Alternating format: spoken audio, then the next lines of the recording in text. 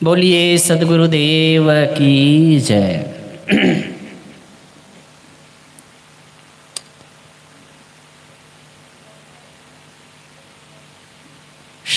छत्तीसगढ़ में समय समय से बहुत सत्संग भजन चलता है। अभी भी ये तो एक बहिया है, कहीं भागवत कथा, कहीं राम कथा, कहीं सत्संग, और अच्छा है, होना चाहिए। इससे एक जागरण पैदा हो, हमारे जो नए जनरेशन हैं उनको शिक्षा मिले, उनको एक नई दिशा मिले, अच्छा है।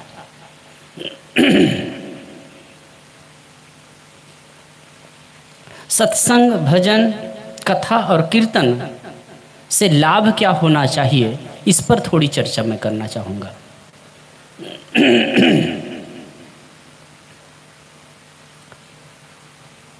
सत्संग जीवन को दिशा देता है। अगर आप सही दिशा में चलना चाहें, यदि आप मानसिक पवित्रता चाहते हैं, यदि जीवन में आप खुशी और आनंद चाहते हैं, तो सत्संग से जरूर जुड़िए। जीवन को सही दिशा देना है तो सत्संग की आवश्यकता है। मैं तो ये निवेदन करना चाहता हूँ और बराबर कहता रहता हूँ कि कहीं भी आप सत्संग में जाएं तो अकेले ना जाएं। आप अपने साथी मित्रों को लेकर के जाएं, अपने बाल बच्चों को लेकर के जाएं, जिससे उनके जीवन में भी वो सीख, वो दिशा, वो आदर्श स्थापित हो सके। 4 बातों का जीवन में होना बहुत आवश्यक है। सामान्य बातें हैं, आप लोग कई बार सुने हैं, वो कैसे परिवर्तित होता है, कैसे जीवन में आता है और इसके होने से क्या होगा। सेवा, सत्संग, स्वाध्याय और साधना। आप इसके बारे में सुने होंगे। सेवा, सत्संग, स्वाध्याय और साधना। पहली बात है सेवा।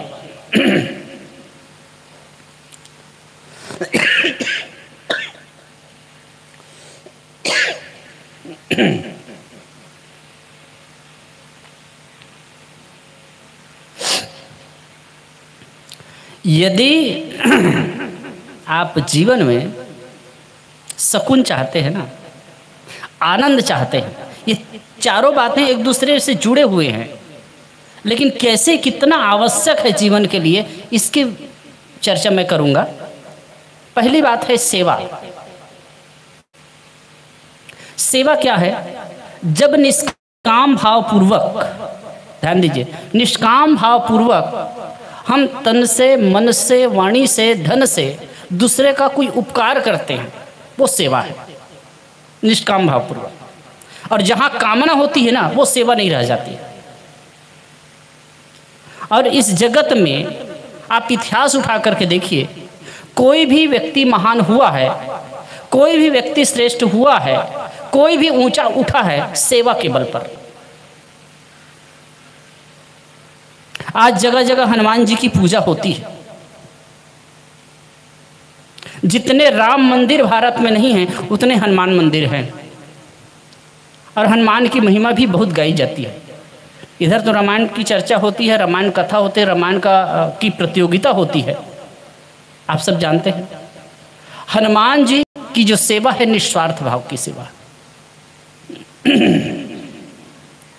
और अगर कहीं रामायण में देखें तो पूरे पात्रों में एक भरत ऐसा पात्र है, सब तरफ से निर्दोष। उनकी भी निष्ठा और सेवा अद्भुत है। रामायण के पात्रों में भरत पर कोई उंगली नहीं उठा सकता, और सेवा से ही वो महान है। रामायण में एक जगह आया है ना, सिर भर जाऊं उचित असमोरा, सबसे सेवक धर्म कठोरा। जब चित्रकूट में राम जी से मिलने जाते हैं तो कहे मेरा भाई जंगल में खाली पैर गया है, धूप में तपते हुए गया, खाली पैर गया है कांटे कंकड़ के बीच से। अगर मैं उनसे मिलने जा रहा हूं तो सिर के बल जाऊंगा, वही उचित है। लेकिन दुर्भाग्य में सिर के बल नहीं चल पाऊंगा। मैं ज़्यादा कहानी में नहीं ले जाऊंगा, इस सब कहानी जानते हैं। भगवान कृष्ण को आप हम जानते भगवान कहते हैं, भगवान की महिमा हम गाते हैं।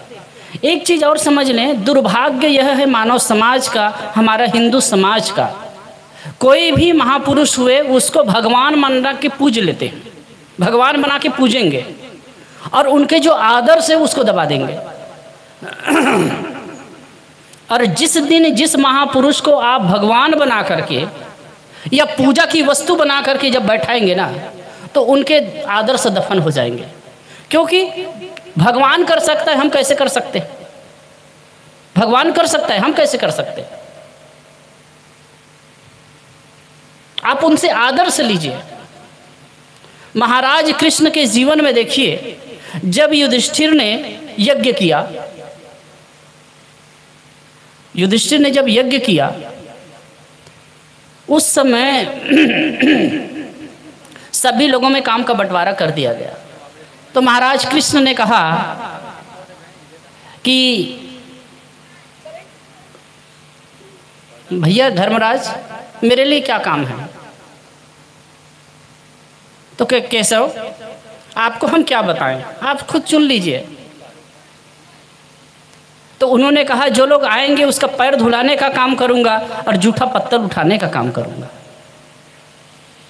ध्यान दीजिए, ये महाभारत में आप पढ़ करके जान सकते हैं, भागवत में भी कथा होती है। उन्होंने कहा कि जो लोग आएंगे उनका पैर धुलाने का काम करूंगा। और यहाँ जैसे छत्तीसगढ़ वाले जानते हैं, बाराती आते हैं ना तो उसको पैर धुलाने काम करते हैं ना। ये तो फिर हंसी मजाक भी बहुत होता है। मैं बहुत बचपन में देखा हूँ, अभी तो बहुत साल हो गए, जानता भी नहीं उस चीज़ को। तो वो पैर धुलाने का काम करूँगा। और दूसरी बात है कि पत्तल उठाने का।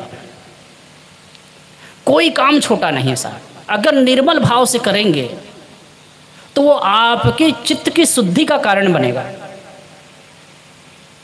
सेवा से चित्त शुद्धि होती,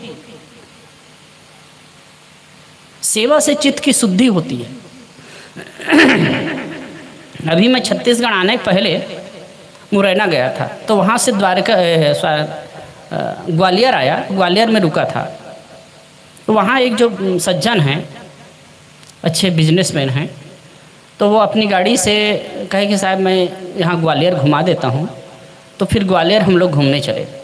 तो ग्वालियर का किला है, वहाँ हम लोग घूमने गए। तो वहाँ पर एक गुरुद्वारा है, बंदी छोर गुरुद्वारा नाम है उसका। तो उसकी हिस्ट्री है, हरगोविंद सिंह जी वहाँ गए और मुग़लों के चंगुल में जो मुग़ल लोग वहाँ पर 52 राजाओं को बंदी बना करके रखे थे, 52 राजाओं को। तो इनकी सूचना मिली हरगोविंद सिंह जी, उनको सूचना मिली और कहे कि इनको छुड़ाना है। तो गुरु गोविंद सिंह जी गए, तो उनको भी नज़रबंद करके रख लिया गया।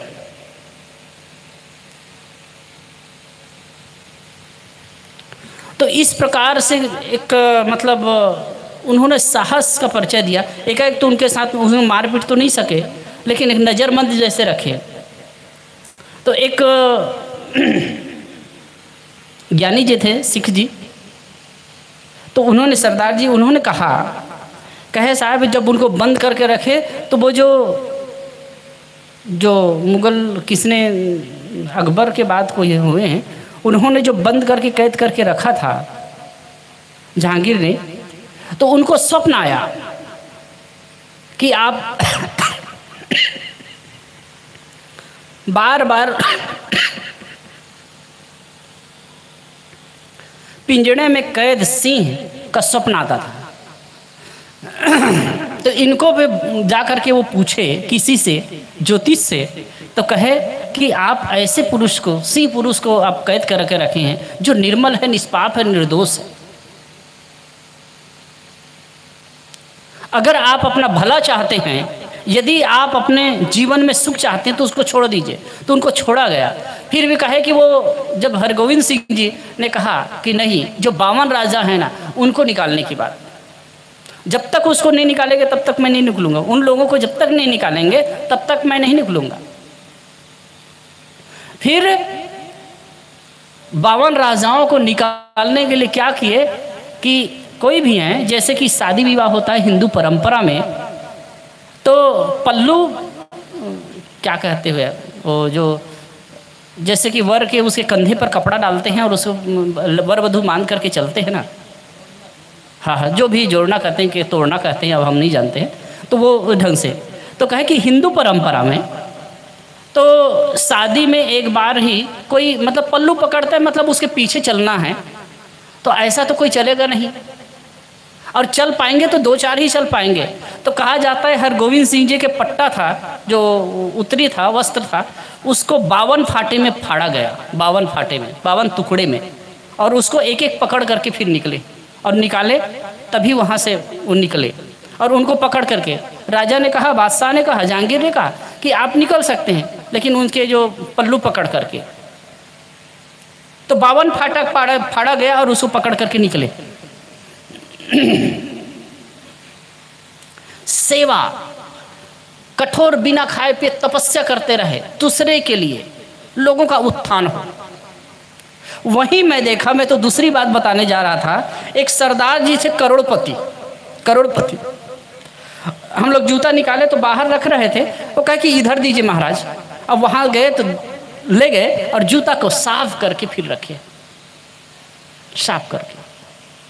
ये चीज़ देखने को होता है ना, तो कोई भी गुरुद्वारा में जाइए, इतने निष्ठा से, इतनी सेवा भाव, इतना भावना से करते हैं। वो सोचते हैं कि यहाँ गुरुद्वारा में कोई भी आया, नानक ही हैं, गुरु नानक ही।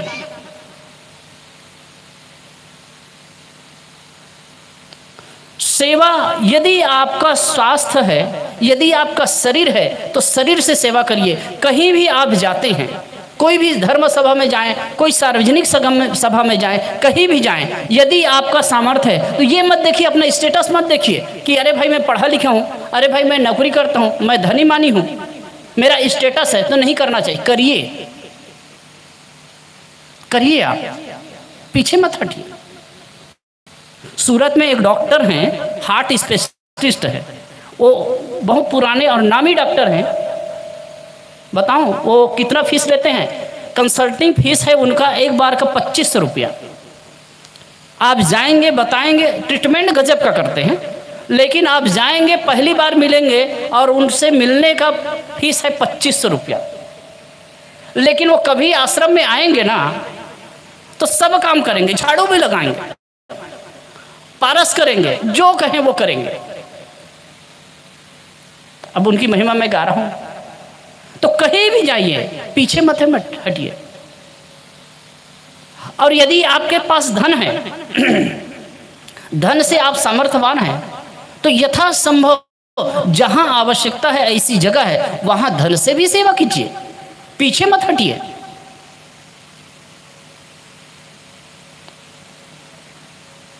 और जब ये सेवा की भावना होती है ना, तो चित्त शुद्ध होता है। एक वेद में एक मंत्र है, ईशावास्यम विदम सर्वम यत्किंत जगन्त्याम जगत तेन तक्तेन भुंजिता माँ गृध कस्वित धनम। इस उपनिषद वेद का ही भाग है, उसका मंत्र है, ईशावास्यम विदम सर्वम यत्किंत जगत्याम जगत। ईश्वर सभी जगह बसाए जाने योग्य है, या फिर हम कहें कि ईश्वर सब जगह बसा है। उनके अनुसार ईश्वर सब जगह बसा है, मतलब ये जो प्रकृति है, ये अस्तित्व है, वो सब उसका है, परमात्मा का। दो विचारधारा होते हैं, एक दृष्टिकोण करता है कि सब कुछ परमात्मा का है, और दूसरा विचारधारा कहता है सब कुछ अस्तित्व का है। बात एक ही है, कहने का ढंग है। तो कहते हैं कि ईशावास्यम इदम सर्वम यत्किंत जगत्याम जगत, ये जगत में जगत जो कुछ भी है, जो कुछ भी है वो सब में ईश्वर बसा हुआ है। मतलब जो कुछ भी है प्रकृति का है, अस्तित्व का है, इसमें अतिक्रमण मत करिए। आगे क्या कहते हैं, तेन तक्तेन भुंजिता, तेन तक्तेन भुंजिता, इसलिए क्या करना है, त्याग पूर्वक उपभोग करो। त्याग पूर्वक भुंजिता, उपभोग करना, इसका त्याग पूर्वक उपयोग करो। माँ गृदा, लोभ न करो, कश्चित धनम, ये धन किसका है। बड़े माटी की बात, बड़ा वैज्ञानिक बात कह रहे हैं ऋषि। यदि आप मानते हैं कोई ऐसा परमात्मा है, ऐसा ईश्वर है, तो समझो कि सब कुछ उसी का है, और इसीलिए जो कुछ भी प्राप्त है उसका त्याग पूर्वक उपयोग करो, उसमें से अधिक न लो।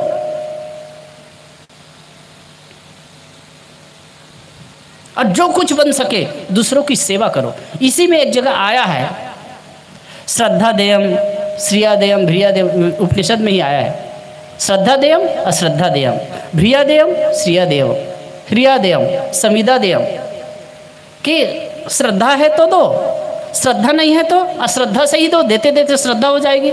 श्रिया, श्रेय है, धन है तो दो, क्योंकि आपके पास मिला है। एक कहानी कहा तो इसमें बड़े मजेदार, दो व्यक्ति मरे और मर करके यमराज के यहाँ गए, कहानी है ना। तो यमराज ने चिट्ठी पत्री खोला और देखा, ओह, कहे भाई आप लोग भले आ गए, लेकिन आपको पुनः मानव जीवन प्राप्त होगा, और आप क्या चाहते हैं आगे, आपने कुछ अच्छा भी किया है, क्या चाहते हैं, जो चाहोगे वो आपको जीवन में हासिल होगा।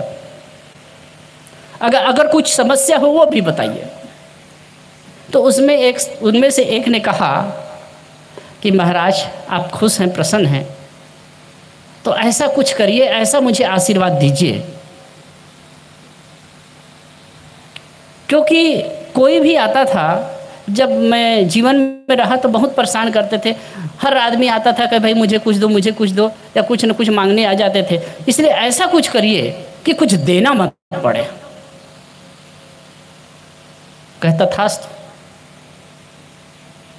याद रखना, भगवान के पास, अस्तित्व के पास, प्रकृति के पास एक शब्द है तथास्तु। जो दिल से मांगोगे ना वो मिलेगा। ये मनोविज्ञान भी कहता है, जो चीज़ दिल से चाहते हो ना वो आपको हासिल होगा ही। मैं इस चीज़ को अपने जीवन में खुद अनुभव किया हूँ। जो चीज़ आप दिल से चाहते हो वो मिलना ही है। तो पहली बात तो एक ने कहा कि मैं चाहता हूँ कि मुझे कुछ देना ना पड़े, कहे तथास्तु। दूसरे ने कहा कि भगवान मेरे जीवन में ऐसा हो कि मेरे पास में कोई भी मांगने के लिए आए ना वो खाली कभी ना जाए, तो क्या तथास्तु। तो समझते हैं, एक पैदा हुआ एकदम गरीब के घर में, जो कहता है किसी को कुछ देना ना पड़े, वो एकदम गरीब के घर में पैदा हुआ। और एक कहता था कि मेरे आंगन से कोई खाली ना जाए, मेरे यहाँ से खाली हाथ कोई ना जाए, वो वहाँ नगर सेठ के यहाँ पैदा हुआ। भाई जिसके या पास है वही तो कुछ दे सकता है ना। तो वो उनके यहाँ ऐसे पैदा हुआ कि पैदा होते ही करोड़ों का मालिक, और एक गरीब के यहाँ जो खाने के लिए रोटी भी नहीं है, तो कुछ है नहीं तो दोगे क्या। ये तो कहानी है। तथ्य यह है कि हम दूसरों को कुछ देना सीखें। जो भी आपके पास साधन है, कितना देते हुए महत्व का नहीं है, उसके प्रति भावना जो जुड़ी होती है ना, हमारे अंदर में जो भाव होता है वो महत्व का होता है। पहली बात सेवा। दूसरी बात है सत्संग। ये चित्त शुद्धि के साधन बता रहा हूं, जीवन के लिए अभिष्ट क्या है इसकी बात कर रहा हूं। दूसरी बात है सत्संग। आजकल यहाँ होता तो है सत्संग, लेकिन प्रायः देखा जाता है कि ले दे के अंतिम तक के पहुँचते हैं लोग। और एक संत से चर्चा हो रही थी, कुछ लोग बैठे थे, चर्चा हो रही थी कि सत्संग भी औपचारिकता हो गई है। अरे जानते तो हैं जी, या तो कोई मोटा महात्मा है, बड़े महात्मा आ रहे हैं तो वो जाएंगे, या फिर आमंत्रण दी है तो जाना तो पड़ेगा, नहीं जाएंगे तो क्या कहेंगे। इस प्रकार से मत जाइए साहब। सत्संग में जाएं तो सत्संगी बन करके जाएं, किसी प्रकार से और बन करके मत जाइए। और ये समझिए कि भाव से आप सत्संग सुनते हैं, सत्संग यदि आप में बैठता है तो समझ लीजिए आपका जो मन का क्लेश है ना, जिस समय आप सत्संग में बैठते हैं, आपका जो नेगेटिव वाइब्रेशन है ना, नकारात्मक विचार है, नेगेटिव वाइब्रेशन है, वो टूटते हैं। और सत्संग से ही वो कमल खिलता है जो आपके जीवन में प्रसन्नता, आनंद और सुख देता है। जीवन में, अब पिछले सत्र में हम लोग सुन रहे थे, किसी का भी सुधार हुआ है, किसी के जीवन में उन्नति आई है, तो कहीं ना कहीं गोस्वामी जी ने कहा भी है इस पर कि मति कीरति गति भूत भलाई, मति कीरति गति भूत भलाई, जब जही जतन जहाँ जही पाई। ध्यान दीजिए, रामायणी होंगे यहाँ, आप लोग जानते होंगे। मति कीरति गति भूत भलाई, जब जही जतन जहाँ जही पाई, सो जानब सत्संग प्रभावु, लोकहु वेदन आन उपाऊ। क्या कहते? मति नाम अच्छी बुद्धि, कीर्ति यश, गति कल्याण, भूत धन, भलाई। जिसको भी जहाँ भी जिस किसी प्रकार से मिला हो, सत्संग का ही महत्व समझना चाहिए। बड़े मार्के की बात है। तो आप कभी भी कहीं भी सत्संग में जाएं, भाव से बैठें, भाव से। अभाव से मत बैठिए, भाव से बैठिए। तीसरी बात है सत्संग स्वाध्याय। आप जो कुछ भी हम सुनते हैं, सुनने में अच्छा लगता है, पूरी बातें ग्रहण नहीं होती है, तो जरूर मनुष्य को चाहिए कि अपने घर में ऐसे सद्ग्रंथ रखे जिसमें उनकी आस्था है। सद्गुण सदाचार परक धार्मिक ग्रंथ को रखे और रोज पढ़े, कुछ न कुछ पढ़े। इससे क्या है कि धीरे धीरे मन की परतें खुलती जाती है। हम जो चीज़ को एक बारगी नहीं समझते हैं, धीरे धीरे समझने लगते हैं। कई बार ऐसा होता है कि जिस चीज़ को हम 20 वर्ष पहले पढ़ते थे, उसी को आज पढ़ते हैं तो और समझ आता है कि हम कहाँ कहाँ चूक कर रहे हैं। तो स्वाध्याय की आवश्यकता है, तो जरूर कुछ पढ़ना चाहिए। और अंतिम बात है साधना। हर आदमी को होना चाहिए कि घर में कुछ समय निकाल करके कुछ न कुछ बैठे। आप अपने बिस्तर पर ही बैठ लीजिए, 5-7 मिनट के लिए आप शाम को बैठिए और रिलैक्स होकर के कुछ नहीं सोचिए, सहज हो जाइए। जीवन खाना कमाना और ऐसे जीना ही नहीं है। जिस क्षण आप इस दुनिया से जाने लगे, यह जीवन कब क्या हो जाएगा कुछ कहा नहीं जा सकता। लेकिन आप ये समझिए कि आप स्थिर चित्त के होकर के, शांत होकर के आप बैठें, अपने में लौटने की, ये तो विषय बिल्कुल अलग है। और बात यह है कि जब आप अपने आप में होते हैं, उस समय जो गहराई होती है, उस समय जो आनंद होता है, उस समय जो स्थिति होती है, बड़ी अद्भुत होती है। और अपने में आकर के जो ऊर्जावान होते हैं, वो बहुत बड़ी बात है। और ये साधना क्रम से की जाती है। लेकिन मैं तो कहूँगा इतना है कि कुछ समय आप स्थिर होकर के बैठ लीजिए और सब उससे अलग होकर के, सहज होकर के, शांत होने का प्रयास करिए। अगर इतना करने लगे, धीरे धीरे ये समय बढ़ने लगेगा तो मन की शांति बढ़ती जाएगी। कुछ देर आपके बीच मैंने अपना विचार रखा। अब और अधिक न कहते हुए अपनी बात को यहीं विराम देता हूँ। बोलिए सद्गुरुदेव की जय। बहुत बहुत धन्यवाद। कबीर साहब ने एक ही पंक्ति में ये बातें कह दी। आदि